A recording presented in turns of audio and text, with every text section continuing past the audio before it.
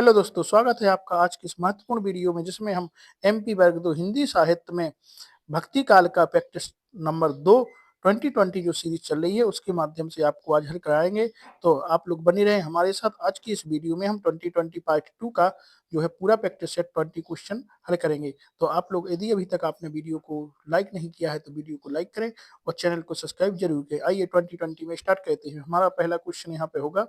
पहला क्वेश्चन है हमारा कि सूर्यदास ने अपनी रचनाओं में किस भावना का चित्रण किया है। तो सूर्यदास की रचनाओं में जो है श्रृंगार का है या वात्सल्य का है या प्रेम का है या उपयुक्त सभी। तो हम जानते हैं सूर्यदास जी ने जो है वो है श्रृंगार, वात्सल्य और प्रेम तीनों जो है रसों का अपनी रचनाओं में भक्ति भावना का जो है प्रयोग किया है, इसलिए आपका आंसर जो है डी बिल्कुल सही आंसर हो जाएगा। आइए दूसरा क्वेश्चन देखते हैं फटाफट में। दूसरा क्वेश्चन हमारा, प्रेम का पीर भक्ति काल के किस धारा के कवियों को कहा जाता है। ज्ञान मार्गी को कहा जाता है, कृष्णा कृष्णाश्रयी को कहा जाता है, प्रेम मार्गी को कहा जाता है या उपर्युक्त सभी को कहा जाएगा।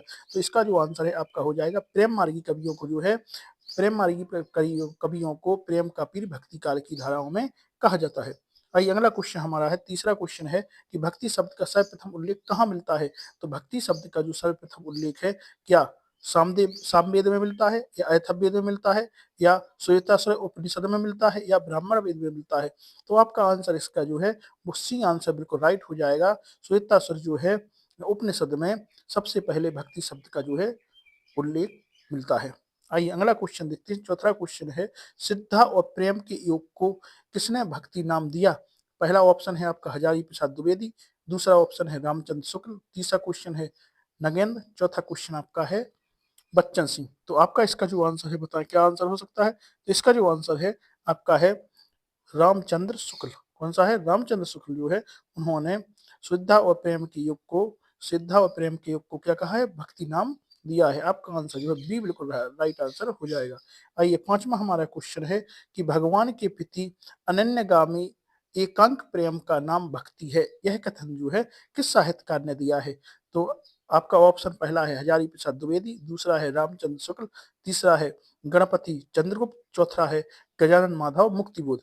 तो आपका जो आंसर होने वाला है इसका जो आंसर होगा आपका हजारी प्रसाद द्विवेदी जो है इन्होंने भगवान के प्रति अनन्यगामी एकांत प्रेम का नाम जो है भक्ति कहा था। तो किस आंसर आपका क्या हो जाएगा?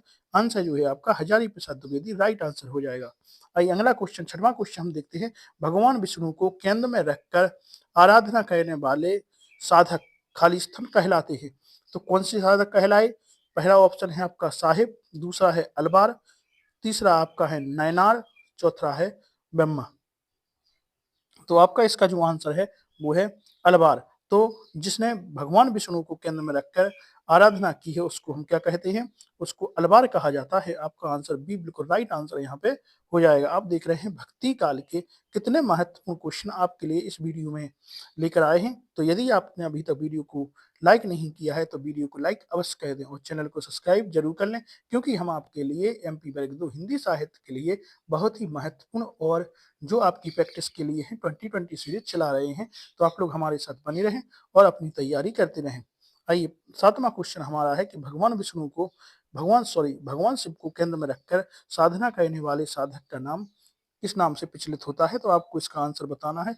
क्या नयनार है या अलवार है या शिव है या ब्रह्मा है। तो आपका इसका जो आंसर है वो ए बिल्कुल सही आंसर इसका है।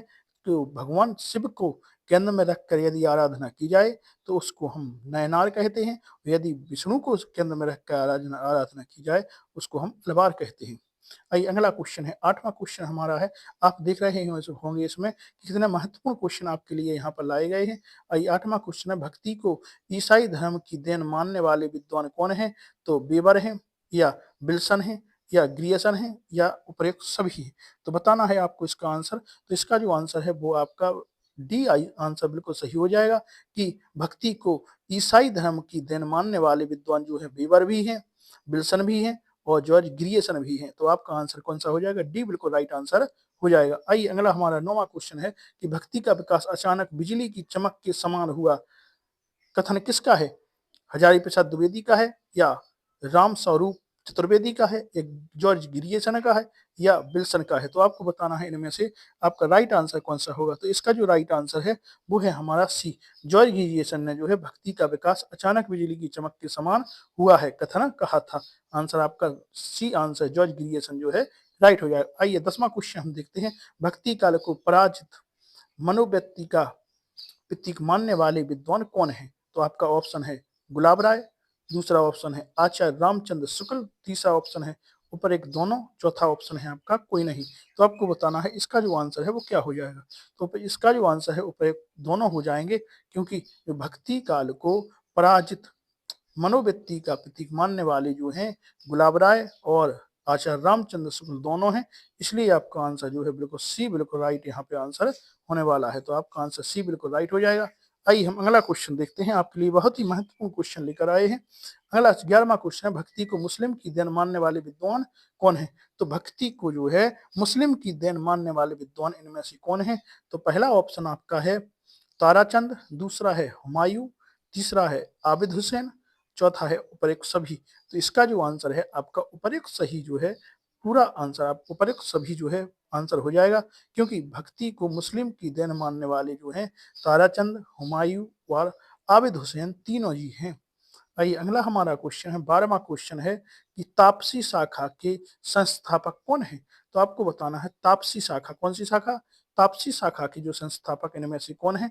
पहला आपका हो जाएगा रामचरण दास, दूसरा है बाबा लाल, तीसरा है कीलदास और चौथा है अग्रदास। तो आपको बताना है इनमें से आपका जो है राइट आंसर कौन सा हो जाएगा। तो इसका जो राइट आंसर होगा आपका सी राइट आंसर होगा, जो है कीलदास जो है वो तापसी शाखा के संस्थापक माने जाते हैं। तो आप देख रहे हैं आपके लिए कितने ही महत्वपूर्ण क्वेश्चन इस वीडियो में कवर किए गए हैं।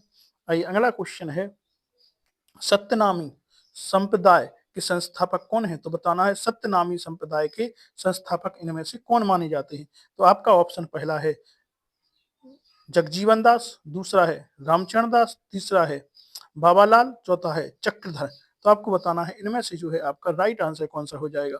तो 13 का जो आपका राइट आंसर है वो ए जगजीवन दास जो है जे सत्यनामी संप्रदाय के जो है संस्थापक माने जाते हैं। तो ये आपका बिल्कुल राइट आंसर हो जाएगा। आइए हम 14वां हमारा क्वेश्चन है। 14वां क्वेश्चन है कि निम्नलिखित कवियों में कौन सगुण भक्ति धारा का कवि नहीं है। तो हमें यहाँ पे बताना है कि सगुण भक्ति धारा का जो कवि इनमें से कौन नहीं है। सूरदास जी, नूर मोहम्मद, नंददास या चित स्वामी। तो आपको बताना है इनमें से जो है सगुण भक्ति धारा के कवि कौन नहीं है। तो कौन कौन से हैं। पहले सूरदास जी हैं, नंददास जी हैं और चित स्वामी हैं। जो नूर मोहम्मद हैं यह जो है सगुण भक्ति धारा के कवियों में नहीं गिने जाते हैं, इसलिए आपका आंसर जो है बी बिल्कुल राइट यहाँ पे आंसर हो जाएगा। आइए अगला हम क्वेश्चन देखते हैं। 15वां क्वेश्चन है, समूचे भारतीय इतिहास में अपने ढंग का अकेला साहित्य है, इसी का नाम भक्ति साहित्य है, यह एक नई दुनिया है, यह कथन जो है कहने वाले कौन है। तो पहला आपका ऑप्शन है बच्चन सिंह, दूसरा ऑप्शन आपका है हजारी प्रसाद द्विवेदी, तीसरा क्वेश्चन है रामचंद्र शुक्ल और चौथा आपका क्वेश्चन है बाल कृष्ण भट्ट। तो आपको बताना है 15वीं का जो है आपका राइट आंसर क्या हो जाएगा। तो इसका जो आपका आंसर है राइट, हजारी प्रसाद द्विवेदी जी ने समूचे भारतीय इतिहास में अपने ढंग का अकेला साहित्य, इसी का नाम भक्ति साहित्य, यह एक नई दुनिया है कथन कहा था। आइए अगला हम 16वां क्वेश्चन देखते हैं। 16वां हमारा क्वेश्चन है, सन 927 आहा कथा आरंभ बैन कवि दहा, जो यह कथन है पंक्ति है किस रचना की है। तो मृगावती की है, सूरसागर की है या रामचरितमानस की है या पद्मावत की है। तो आपको बताना है इनमें से जो पंक्ति है यह किससे ली गई है। तो जो पंक्ति है इसका आपका राइट आंसर डी हो जाएगा, जो पंक्ति है पद्मावत से ली गई है। तो इसका आंसर डी बिल्कुल राइट आंसर होगा। आइए अगला हम क्वेश्चन देखते हैं। 17वां हमारा क्वेश्चन है, मैं जोर देकर कहना चाहता हूं कि यदि इस्लाम ना भी आया होता तो साहित्य का आना विकास वैसा ही होता जैसा कि आज है। तो बाहर क्या आना मतलब कहा गया है कि जो अगर यहाँ पे इस्लाम ना आता तो भी हिंदी साहित्य का विकास आज ही जैसा होता। यह कथन जो है किसके द्वारा कहा गया है।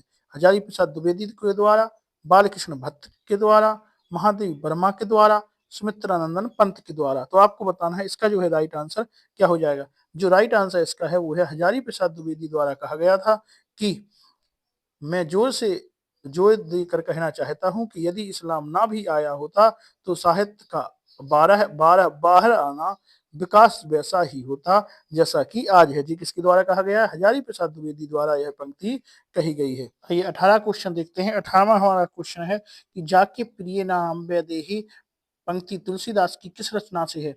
तो क्या कवितावली से है, या गीतावली से है, या दोहावली से है, या विनय पत्रिका से है? तो आपको बताना है इसका आंसर राइट क्या होगा। तो इसका आंसर राइट जो है वो डी आंसर बिल्कुल राइट हो जाएगा, जे विनय पत्रिका से ली गई।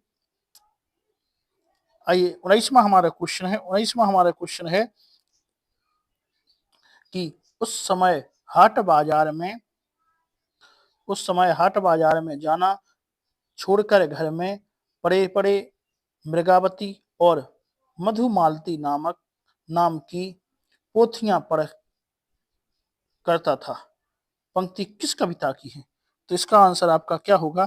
क्या तुलसीदास की है, या रहीमदास की है, या बनारसीदास चतुर्वेदी की है, या बनारसीदास जैन की है? तो उस समय हाट बाजार में जाना छोड़कर घर में पड़े पड़े मृगावती और मधुमालती नाम की पोथियां पढ़ करता था।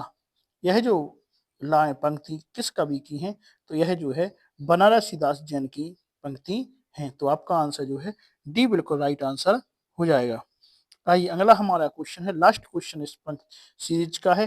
तो लास्ट क्वेश्चन है कबीरदास की भाषा थी। तो आपको बताना है इनमें से कबीरदास की भाषा कौन सी थी? या ब्रजभाषा थी, या सधुक्कड़ी थी, या खड़ी बोली थी, या हरियाणवी थी? तो इसका आंसर जो है आपका बी बिल्कुल राइट आंसर है। सधुक्कड़ी भाषा जो है कबीरदास की मानी जाती है।